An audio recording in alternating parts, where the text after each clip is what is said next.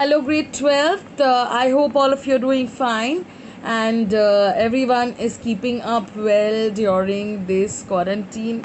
All of you are safe. So, we just want to complete the last part of the environmental issues. We have mostly covered all the parts, and all the parts have been sent to you. And the notes for today were sent to you along with the notes that were sent last day itself. Okay, so we had stopped till different waste. We had talked about municipal waste. We had talked about solid waste. So today we are going to talk about e-wastes. Now e-wastes are what? These are electronic waste. Like email is electronic mail. So e-waste is electronic waste. And this electronic waste, where do you get it from? Generally from the worn out or thrown out electronic materials that you throw out, some computer parts that you want to throw out, or some electronic goods that you want to throw out. So basically e-wastes cannot be burnt. Generally it can be burnt. What we do is actually burn it, but the e-wastes generally should be reused and recycled.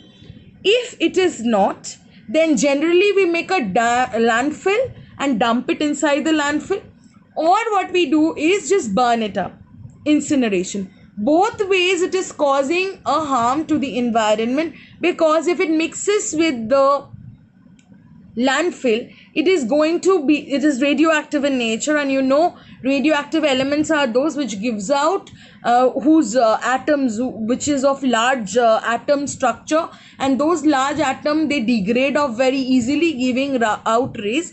And these radioactive wastes are really harmful because it mixes with the soil and actually causes biomagnification, which we had dealt with last day. So over half of the e-waste that is generated in the world are generally exported to developing countries, especially China, India, Pakistan, where metals like the copper, iron, silicon, these are the basic industries that we have. So they are recovered and recycled.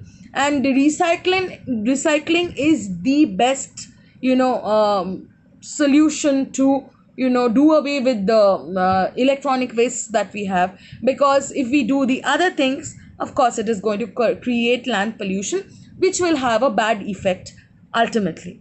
Next we come to agrochemical waste. India is an agricultural based country. 70% of the occupation of the people of India is agriculture. So we have to be really concerned and very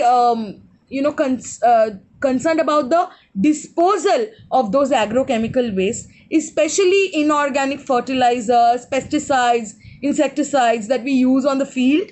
That has to be taken care of, because the use of it has increased a lot ever since green revolution has taken place, and we are using a lot of pesticides, insecticides to different crop fields. Also we are giving fertilizers to increase the yield also. So those are forming a bulk of the agrochemical waste that are contributing harm to the environment and contributing to pollution, because they will be biomagnified in the terrestrial ecosystem, and in the aquatic ecosystem obviously eutrophication will take place. Next we come to an alternative for these agrochemical waste, that is organic farming. Now organic farming, there is a major hype about practicing organic farming these days, and that Sikkim is one of the most the first states to completely switch over to organic farming, where they do without any kind of inorganic fertilizers. They simply use manure, compost, so as to bring about the increase in the yield of crops. Maybe it is slow, but it is healthier definitely, because what happens in integrated, now we are going to study about a new concept, that is integrated organic farming, which is a zero waste procedure in which most of the nutrients are cycled in that particular system only, and maximum in utilization of the resources, even the waste, will be availed in this integrated organic farming. So we had done a model sometime back in the CBSE exhibition that happened, science exhibition, and this was based on this concept only, integrated farm management, wherein the animal husbandry will be completely, what to say, it will be completely mixed, or it will be completely integrated with our agricultural farming practices, where beekeeping, dairy production, water harvesting, composting, everything will go hand in hand. And as a result of which, what will happen, we will get an integrated system where there will be no waste, and there will be basically energy in the form of renewable sources of energy which we can bank upon, and the whole system will run upon this working model. I plan to give you a reference video of how integrated farm management takes place. Your juniors have already explained it now. So over here, no chemical fertilizers are used. Now next we come to radioactive waste. I've already talked about it. Accidental leakage of these radioactive waste, or the unsafe disposal of the radioactive waste, can cause serious problems in dealing with these nuclear energy that is there, because the nuclear energy generated from these high heavyweight atoms cause a serious problems in the biological organisms, because it causes mutations at a very high rate. You must have heard about Hiroshima, Nagasaki, Chernobyl. So these are some of the major disasters that have taken place globally, and Hiroshima, Nagasaki in Japan till today, because it was a nuclear disaster, bombs were dropped. So till date, some deformed child is born, mutated child is born today.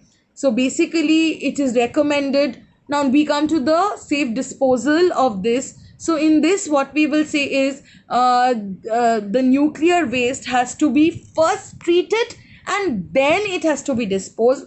So it has to be done in shielded containers under the earth, 500 meter below the earth.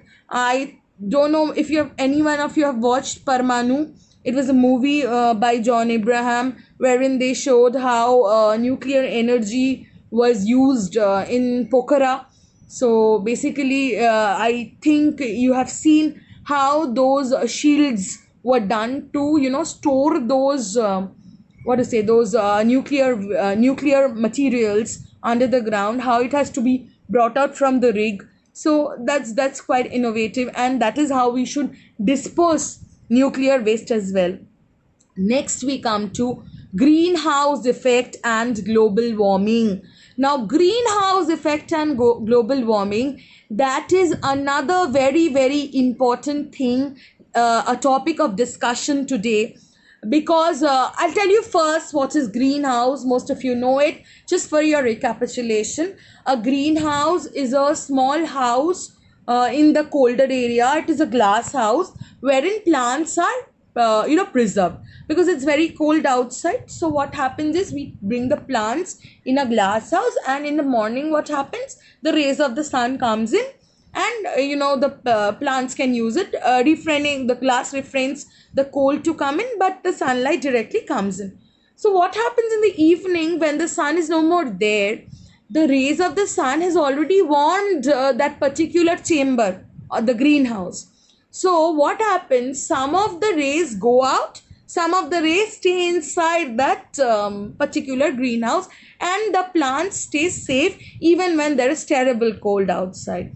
So similarly, the greenhouse gases, especially methane, carbon dioxide, they kind of shield the earth just like an umbrella. So what happens during the day, the sun rays comes in, heats the earth's surface, and you know that earth is called a unique planet. Why? Because it houses living organisms. It is not as cold as any other planet, because we know how to save our heat. How is it saved? These greenhouse gases act as an umbrella, allowing some of the heat to stay back, and some of the heat to radiate out in the evening. But what is happening now is because of the increased level of the greenhouse gases, more amount of heat is staying back. Like say around initially it was 40% heat that was supposed to stay back. Now it is around 60%, 70% heat that is staying back. Why? Because the greenhouse gases are increased in composition. So what is the effect? So more heat is happening, the more heat is staying back in the earth's surface. So you have to be very aware that because of more heat staying in the earth's surface, there is an annual rise in the level of temperature globally, not only in India, everywhere. You imagine, no, when you were young, you had a particular temperature in the summers, but now the heat is unbearable. Why? Because of the global warming. So greenhouse effect directly causes global warming, and we should be very careful about the release of these greenhouse gases to stop this odd climatic change that is leading to this, because ultimately if this continues, the polar ice caps will melt and all the land masses near the water bodies will go underwater again, like it used to be before the Jurassic period. Pangea, we have studied in geography already.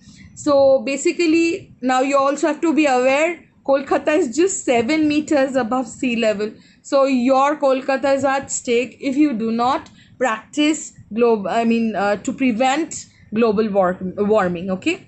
So next, global warming, how do we control it? First, we have to cut down the use of fossil fuels. Next, we have to increase the energy usage, definitely. We have to reduce deforestation, very, very importantly, because trees are there. Trees stop the unnecessary increase in the level of carbon dioxide. So definitely we have to reduce deforestation, practice afforestation, and of course we have to slow down human population. Next we come to ozone depletion, another major topic that we need to understand. Now ozone layer is the layer we have been studying from when we were junior, that ozone layer is a layer which protects the earth's surface from any ultraviolet rays, which are the harmful rays of my body, from the sun. Sorry, the ultraviolet rays come from the sun. So this ozone layer actually prevents the harmful ultraviolet rays to come inside the earth's surface. Now this ozone layer is measured in Dobson unit. If this ozone layer was not there, UV rays would have come, it would have damaged the skin, various type of skin cancers would be caused, and there will be definite damage for skin cells. Cornea will absorb the UVB rays.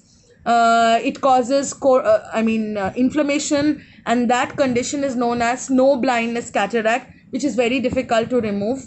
So basically this ozone layer depletion, the major reason for this is CFC, chlorofluorocarbon. Now this chlorofluorocarbon is released from what we use at home, from the aerosols that is getting mixed in the atmosphere, from the ACs, from the refrigerators, that dhua that comes out, no, that's basically the CFC. So what happens? Why is this ozone depletion taking place? Firstly, this UV rays actually splits the the ozone layer in, basically in the atmosphere. This ozone is continuously being made and broken. How is it being made? It is being made when oxygen and a nascent oxygen. You know oxygen is diatomic. So a single O is called a nascent oxygen. So O2 plus nascent oxygen gives O3.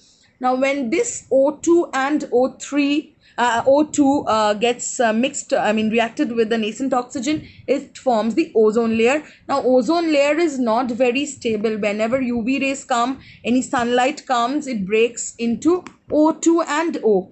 Now what is happening? This nascent oxygen is free. So instead of this nascent oxygen, the chlorine, the nascent chlorine from the chlorofluorocarbon is coming and getting attached to the oxygen, and you see it is forming something like the O2Cl, right? Some chloride type of ion, which is not ozone at all. So you see, finally the ozone is getting depleted. Now, since I'm not getting a fresh source of ozone in which this degradation to oxygen and nascent oxygen will take place, obviously there is a lessening of ozone every time, and the layer is becoming thinner and thinner day by day. So we have to prevent this depletion of ozone that is taking place in the stratosphere.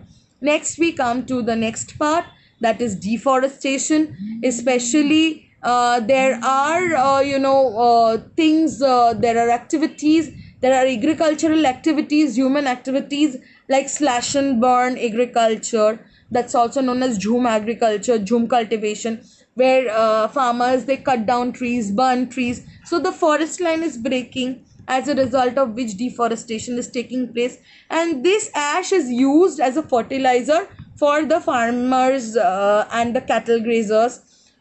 So basically this is causing deforestation. I know we need more space to stay, but resources are limited at the end of the day, so we need to adjust with the resources that are already available to us. So basically the main consequences of deforestation is carbon dioxide concentration increases, there is a loss of biodiversity that is taking place, also the hydrologic cycles, they are being disturbed, and most importantly soil erosion is taking place. How? Because you see, for instance, there are two plants that are taking care of this soil layer, but if I remove those two plants, that soil layer is bare and it is subjected to weathering, so obviously soil erosion will take place, and this is leading to desertification. So we must practice restoring a forest, and that can be done if we start doing afforestation and planting saplings by our own selves. So the government of India has recently started an award which is known as the Amrita Devi Vishnoi Wildlife Protection Award, wherein certain communities, do you know about the Vishnois?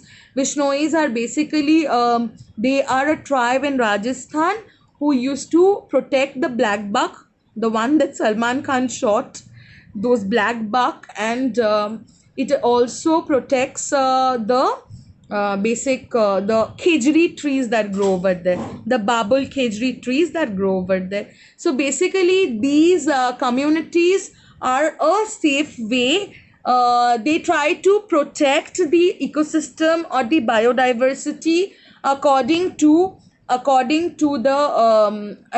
according to their own according to their own level. So Vishnu is one such community, and the black buck protection was started by Amrita Devi, and Amrita Devi today is a known figure, wherein 300 of the females of that particular village gave up, was ready to give up their lives to protect the black buck and the khejri tree. And getting inspired from that, this Amrita Devi Vishnoi Wildlife Protection Award has been designed to encourage individuals or communities from the rural areas who show outstanding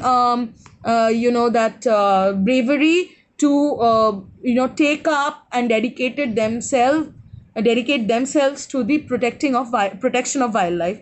And finally, we all know about Chipko movement. Now, Chipko movement was started by in 1974 by some local women of the Garhwal Himalayas, who showed tremendous courage under the leadership of Sundarlal Bahugana, who actually encouraged them to hug trees when the